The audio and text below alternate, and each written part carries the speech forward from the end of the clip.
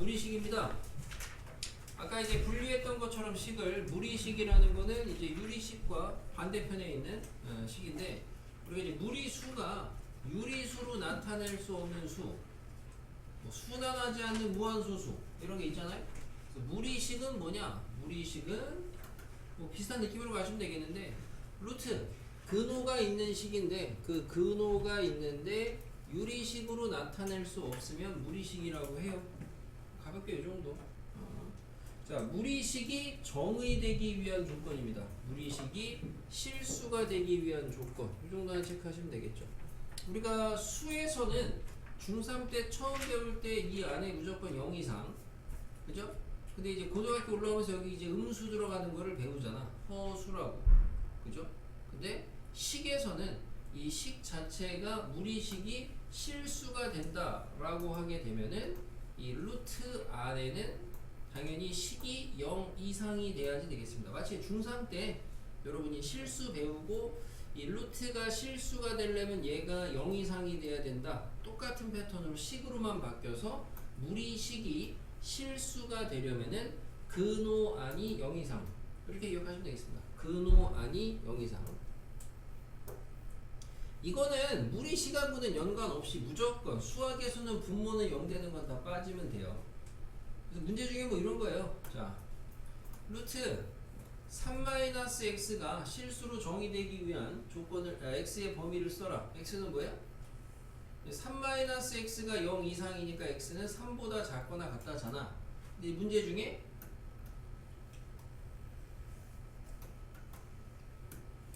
루트 3-x분의 1 얘가 실수로 정의되기 위한 x의 범위를 써라. 그러면은 3-x가 0보다 크다라고 해야 되겠죠. 그죠? 는 빠져야 되니까. 이런 거 뭐 객관 단답형 한 2점 줍니다. 이런 거 틀리면 상위권은 타격이 있어요. 그죠? x는 3보다 작다. 이 차이죠. 이런 거나 주의하시면 되겠고. 무리식입니다. 자, 제곱 끝. 중3 거예요. 자, 계산.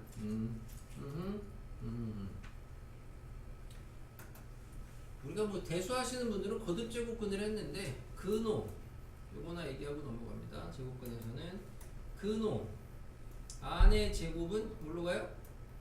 절대값. 근호 밖의 제곱은 뭐가 돼요? 그냥 근호 안에 있는 거 꺼내 쓰시면 되죠? 그죠?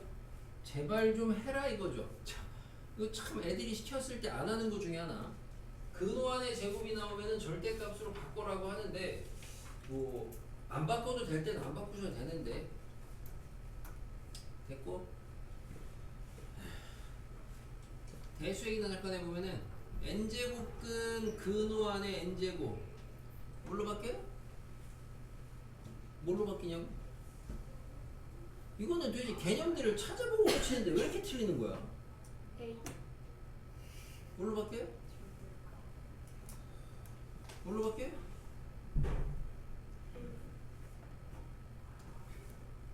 혜민이 뭘로 바뀌어요?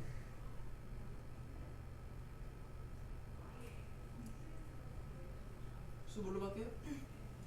이걸 쓰면은 A로 나오는. 그쵸. n이 홀짝을 나누셔야죠. n이 홀짝을. n이 홀수면 그냥 나오고 짝수면은 절대값 바꾸 나오고.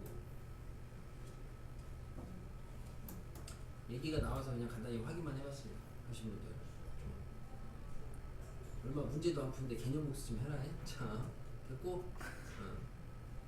여기서 1학기 때 배웠던 그거 있죠? 여기는 지금 양양 조건이 있으니까 근호가 슉슉슉슉 합쳐졌지만 원래 양양 조건이 없는 상황에서는 우리가 근호 합칠 때 마이너스가 튀어나오는 거 여기 있네. 자, 근호 합칠 때 마이너스 튀어나오는 게 있었죠? 곱하기에서 마이너스 생기는 거, 나누기에서 마이너스 생기는 거 있었어. 근데 어차피 이렇게 공부하는 건 의미가 없죠? 왜? 문제는 거꾸로 주죠. 얘를 주고서는 그거의 조건을 대라 그러고 얘를 주고서는 그거의 조건을 대라고 하니까 거꾸로 공부하셔야 되는데, 우선 이제 정확하게 1학년 때는 뭐라고 배웠어요? 얘가 근호 곱해서 마이너스 생기는 조건. 이 소주 뭐예요? 똑바로 안 돼, 이씨. A는 0보다 작다 이고 B는 0보다 작다 또는 0. 야라고? AB는 0. A, B는 0 이렇게 쓰라 그랬었죠. 얘는 참고로 뭐예요? A는 양수이고 B는 음수 또는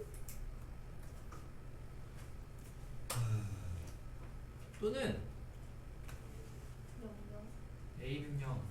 A는 0 이고 B는 0이 아닌 거죠. 이게 정확한 폼인데 근데 이거를 갖다 이제 뭐 다 필기하시고 알아두려는 건 좋은데 이제 우리가 1학기 때 공수 1에서 복소수를 제외하면은 이후에 이 주제가 나와. 대수에도 나오고 여기저기 나오긴 하는데 그때는 다 이거를 깔아줘. 문제 거의 다가 이걸 깔아줘. 그러다 보니까 니네가 좀 주의해야 되는 이 자식들이 다 어차피 사라져. 안 따져도 되는 걸로 되긴 해. 그러니까 맨날 요것만 해도 되긴 하는 게 되긴 하는데 어쨌든 정확한 거는 1학기 때 이렇게 좀 배우긴 했었어요. 부담 가질 필요는 없다. 왜냐면 다시 말씀드리면 대부분의 문제에 줘요. 0이 아니라고 둘 다. 유리화 화이팅. 자 화이팅 하시고 뭐 가끔 중3 문제 중에 그런 거 있지만 분모의 유리화를 할 때는 그 편례 근데 그건 중3 문제는 아니었네. 뭐라고 정확히 안 했는데 편례 무리수 알긴 하잖아. 우리 알죠? 편례 무리수라고 하면 편례 무리수가 이제 이런 거죠. 3 플러스 루트 2랑 3 마이너스 루트 이런 게 편례 무리수거든. 그죠? 유리화할 때는 편례 무리수를 꼭 곱해야 되냐? 그건 아니죠. 그죠? 예를 들어 뭐 2 루트 2를 갖다가 유리화하기 위해서 여기다가 꼭 마이너스 2 루트 2를 곱해야 될 필요는 없잖아요. 그냥 딴 얘기 잠깐 해봤어. 넘어가서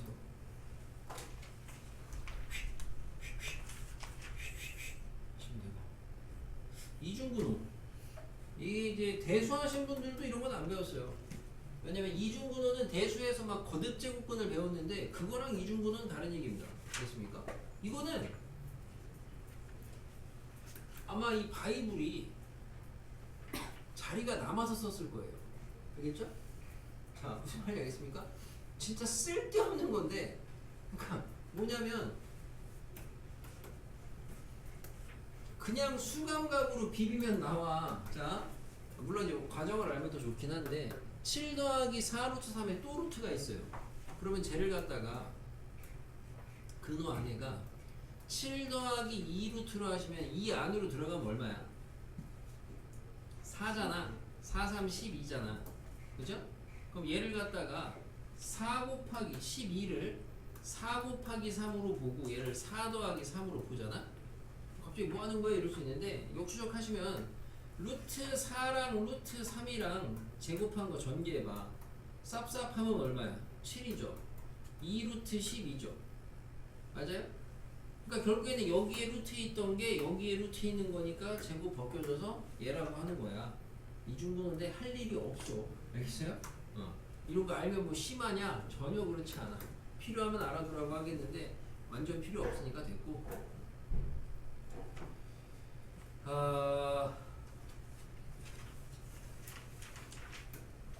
주로 이런 걸 이제 나는 이렇게 표현하죠. 예를 들어 3번이나 4번 같은 걸 계산할 때 우리가 통분을 하는 이제 유리화를 해야 되는데 통분도 해야 되거든. 근데 이런 문제들은 통분하면서 자동으로 유리화가 됩니다. 그죠? 나는 아까 얘기했던 것처럼 한 줄짜리를 좀 권장을 해요. 선호를 하고 얘 하나 해보면은 통분을 해요. 둘이 유리화를 바로 돼요. 합차하면 앞에 거 제곱 빼기 뒤에 거 제곱하면 얼마예요? 마이너스 x인가 봐요. 천천히 하시면. 자, 분자는 이 정도 분배는 하잖아요. 곱하실 게 아니고 xx가 있으니까 x로 묶으시면 얘 올라가고 얘 올라가서 더하는 거잖아. 그럼 뭐 남아? 4 남잖아. 그죠? 이런 얘기 하시면 되죠.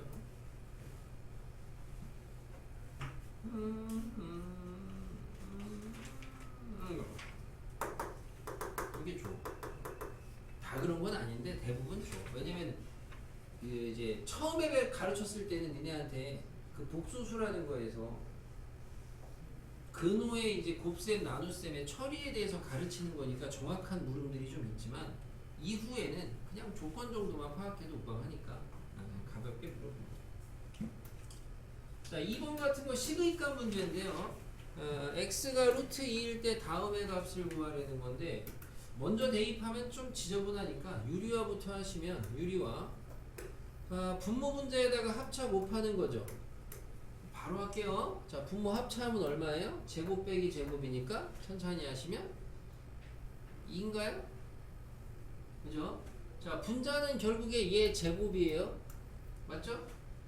나는 저거 제곱하실 때 여러분이 앞에 거 제곱 더하기 2배 곱한 거 이 순서보다는 루트일 때에는 앞에 거 제곱 더하기 뒤에 거 제곱이 나요.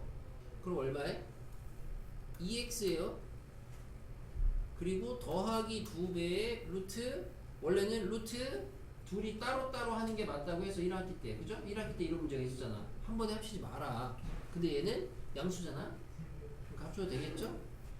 x제곱 빼기 1 이렇게 되겠지. 갖다 대입하면 답이죠 뭐. 약분 x가 루트 2였고 여기다가 2 넣으면은 뭐 1이에요? 이런 거는